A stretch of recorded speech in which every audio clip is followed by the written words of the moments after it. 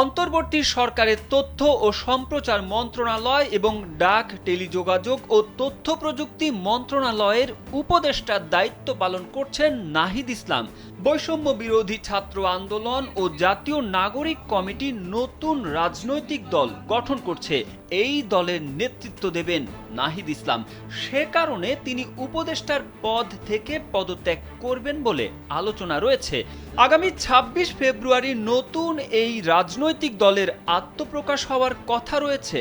বৈষম্য বিরোধী ছাত্র আন্দোলনের কোটা বিরোধী আন্দোলনের সময় মুখপাত্রের দায়িত্ব পালন করে পরিচিত মুখ হয়ে ওঠেন ঢাকা বিশ্ববিদ্যালয়ের সমাজবিজ্ঞান বিভাগের ছাত্র নাহিদ ইসলাম। ওই আন্দোলনের ধারাবাহিকতায় ছাত্র জনতার গণ অভ্যুত্থানের মুখে গেল বছরের ৫ আগস্ট ভারতে পালিয়ে যান শেখ হাসিনা। এর ৩ দিনের মাথায় ৮ আগস্ট অধ্যাপক মোহাম্মদ ইউনূসের নেতৃত্বে অন্তর্বর্তী সরকার গঠিত হয়। সেই সরকারের উপদেষ্টা হন নাহিদ ইসলাম ও বৈষম্য বিরোধী ছাত্র আন্দোলনের আরেক সমন্বয়ক আসিফ মাহমুদ সজীব ভূঁইয়া। পরে বৈষম্য বিরোধী ছাত্র আন্দোলনের আরেক নেতা মাহফুজ আলম প্রথমে প্রধান উপদেষ্টার বিশেষ সহকারী এবং পরে উপদেষ্টা হন।